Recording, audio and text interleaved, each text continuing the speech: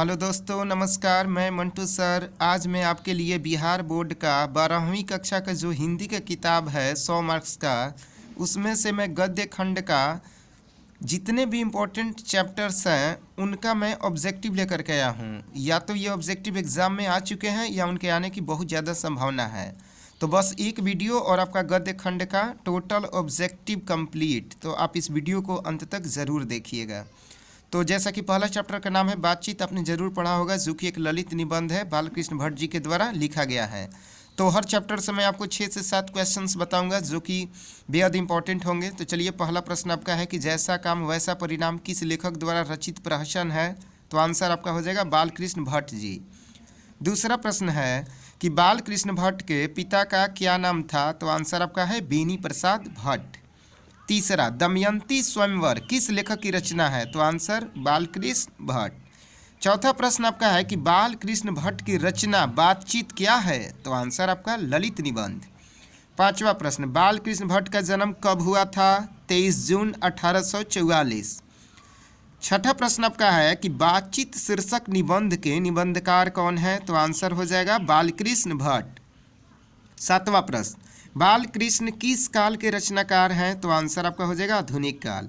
तो ये पहला चैप्टर से जो कि बातचीत है, एक ललित निबंध है, बालकृष्ण भट्ट जी के द्वारा लिखा गया है, उनसे मैं आपको 7 प्रश्न मैंने आपको बताया जो कि आपके एग्ज़ाम के लिए बेहद इंपॉर्टेंट है। तो चलते हैं दूसरे चैप्टर की तरफ। तो दूसरे चैप्टर का नाम है उसने कहा था, जो कि एक कहानी है, चंद्रधर शर्मा गुलेरी जी के द्वारा लिखा गया है। तो पहला प्रश्न इससे है कि बुद्ध का कांटा रचना है? तो आंसर आपका हो जाएगा चंद्रधर शर्मा गुलेरी जी। दूसरा प्रश्न है कि चंद्रधर शर्मा गुलेरी जी किस सदी के प्रमुख लेखक थे? तो 20वीं सदी के। तीसरा प्रश्न, गुलेरी जी ने कुल कितनी कहानियाँ लिखी थी? तो आंसर आपका हो जाएगा 3। चौथा प्रश्न आपका है उसने कहा था कहानी का नायक कौन है? तो आंसर आपका हो जाएगा लहना सिंह। पांचवा प्रश्न, निम्नलिखित में कौन सी रचना गुलेरी जी की नहीं है? तो हारे को हरि नाम याद रखिएगा। छठा प्रश्न, उसने कहा था कहानी में किस शहर का चित्रण है? तो अमृतसर। ये बहुत इंपॉर्टेंट क्वेश्चन है आपके लिए। उसने कहा था कहानी में किस शहर का चित्रण है? तो अमृतसर। सातवां प्रश्न, जर्मन लेफ्टन को किसने मार गिराया? तो आंसर लहना सिंह। जर्मन लेफ्टन को किसने मार गिराया? तो आंसर लहना सिंह ने। आठवां प्रश्न, उसने कहा था किस प्रकार की कहानी है? तो आंसर आपका हो जाएगा कर्म प्रधान। ये आपका 2 चैप्टर कंप्लीट।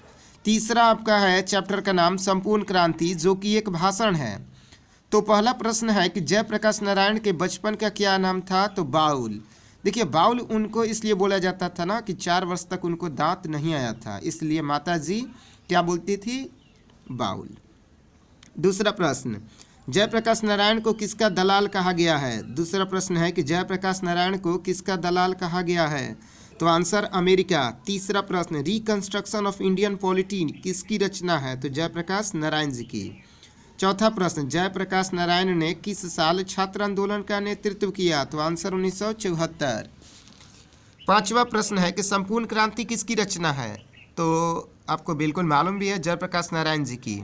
छठा प्रश्न है कि जयप्रकाश नारायण का जन्म कहाँ हुआ था? तो सीताब दियारा। तीसरा चैप्टर आपका हो गया। चौथा चैप्टर आपका है अर्धनारीश्वर। तो पहला प्रश्न है कि दिनकर जी को निम्न में से कौन सा पुरस्कार दिया गया? तो आंसर पद्म भूषण, याद रखिएगा, बेहद इंपॉर्टेंट क्वेश्चन है। दूसरा, अर्धनारीश्वर का किस विद्या से संबंध है? तो एकांकी।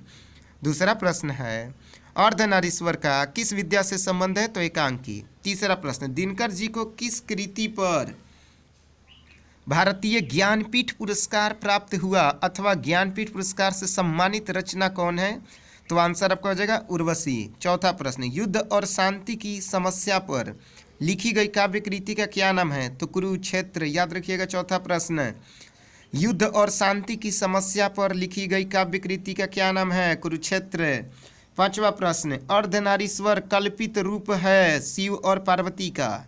छठा प्रश्न, दिनकर जी की पहली कविता किस पत्रिका में प्रकाशित हुई? तो छात्र सहोदर। याद रखिएगा, ठीक है। तो ये आपके जो अर्धनारीश्वर पाठ है, जो कि चौथा चैप्टर है, उससे मैंने आपको टॉप 6 क्वेश्चंस को बताया है, जो कि आपके एग्जाम के लिए बेहद इंपॉर्टेंट है। ठीक है, चलते अब नेक्स्ट चैप्टर की तरफ। पांचवा चैप्टर आपका क्या नाम है? तो रोज। तो पहला प्रश्न इससे है कि मालती के पति का नाम क्या है? तो महेश्वर। याद रखिएगा, मालती के पति का नाम महेश्वर। दूसरा प्रश्न, तार सप्तक के संपादक कौन है? तो अज्ञेय जी हैं। याद रखिएगा। तीसरा प्रश्न, गैंग्रीन इनमें से किससे संबंधित है? तो बीमारी से है। याद रखिएगा, ये भी बहुत इंपॉर्टेंट क्वेश्चन है आपका। चौथा प्रश्न, अज्ञेय जी के पिता का क्या नाम था? हीरानंद शास्त्री। पांचवा प्रश्न, शेखर एक जीवनी क्या है? तो आंसर उपन्यास। छठा प्रश्न, रोज शीर्षक कहानी के लेखक अज्ञेय। तो ये जो पांचवा चैप्टर है रोज, इससे मैंने आपको कितना क्वेश्चंस बताया? 6 क्वेश्चंस। गैंग्रीन याद रखिएगा एक बीमारी है।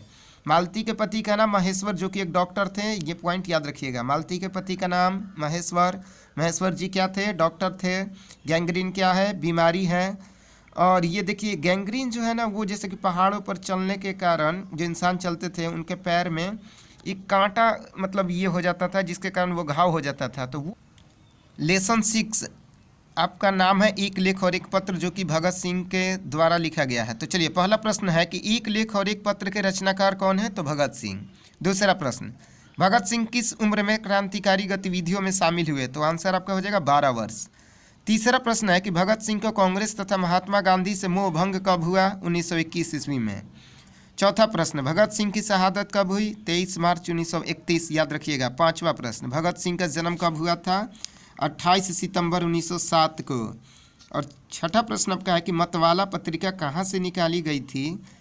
तो कलकत्ता। तो ये जो है छठा चैप्टर, एक लेख और एक पत्र से टॉप 6 क्वेश्चंस मैंने आपको बताया। भगत सिंह को कांग्रेस तथा महात्मा गांधी समूह भंग कब हुआ? 1921। भगत सिंह की शहादत कब हुई? 23 मार्च 1931। भगत सिंह का जन्म कब हुआ था? 28 सितंबर 1907। नेक्स्ट चैप्टर की तरफ बढ़ते हैं, जो कि 7वां चैप्टर आपका है औषधि नीरा। पहला प्रश्न, बहुजन संप्रेषण के माध्यम पुस्तक किसने लिखी है?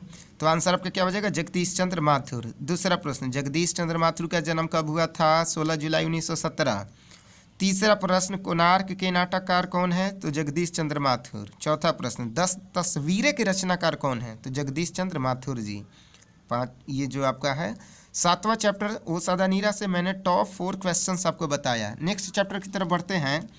8वां चैप्टर है सिपाही की माँ। तो पहला प्रश्न है कि रंगून कहाँ है? तो आंसर आपका क्या हो जाएगा? वर्मा में। याद रखिएगा। दूसरा आपका है कि मोहन राकेश रचित नाटक संग्रह का क्या नाम है? आषाढ़ का एक दिन। तीसरा, किस पाठ में यह उद्धरण आया है? फौजी वहाँ लड़ने के लिए हैं, वे भाग नहीं सकते, जो फौज छोड़कर भागता है उसे गोली मार दी जाती है। तो ये कौन से चैप्टर का है? तो सिपाही की माँ। चौथा प्रश्न, सिपाही की माँ किस विद्या की रचना है? तो आंसर आपका क्या है? एकांकी। तो ये हुए आपके सिपाही की माँ से टॉप 4 क्वेश्चंस हुए। अगला प्रश्न है, प्रगति और समाज के लेखक कौन है? तो आंसर आपका हो जाएगा नामवर सिंह। छठा प्रश्न है कि ओम प्रकाश वाल्मीकि जी की रचना का क्या नाम है? तो जूठन। ठीक है। 9 चैप्टर आपका है हंसते हुए मेरा अकेलापन। पहला प्रश्न, मलयज की रचना नहीं है तो जूठन। याद रखिएगा, जूठन ओम प्रकाश वाल्मीकि जी लिखे हैं। दूसरा प्रश्न, हंसते हुए मेरा अकेलापन के लेखक कौन है? तो मलयज जी हैं। तीसरा, मलयज जी की रचना कौन है? तो कविता से साक्षात्कार। याद रखिएगा। नेक्स्ट चैप्टर आपका है 10 नंबर तिरीक्ष, जो कि बेहद इंपॉर्टेंट प्रश्न है। ये इनमें से भी प्रश्न आपके आते हैं। पहला प्रश्न, तिरीक्ष कहानी के कहानीकार का क्या नाम है? तो उदय प्रकाश जी। दूसरा प्रश्न, अरेबा फरेबा उदय प्रकाश की कैसी कृति है? तो कहानी संग्रह। तीसरा प्रश्न, शिक्षा पाठ के रचयिता कौन है? जे कृष्णमूर्ति। चौथा प्रश्न, जे कृष्णमूर्ति के अनुसार 11 संपूर्ण विश्व किस ओर अग्रसर है? तो आंसर आपका नाश की ओर। ये टॉप 10 चैप्टर्स का मैंने ऑब्जेक्टिव आपको बताया है, जो कि आपके एग्ज़ाम में पूछे ही जाएंगे। और हर चैप्टर से मैंने 5 से 6 बताया है, यानी कि लगभग आपके 50 से 55 क्वेश्चंस हो जाएंगे। तो आप बस वीडियो को एक बार फिर से बढ़िया से सुन लीजिए।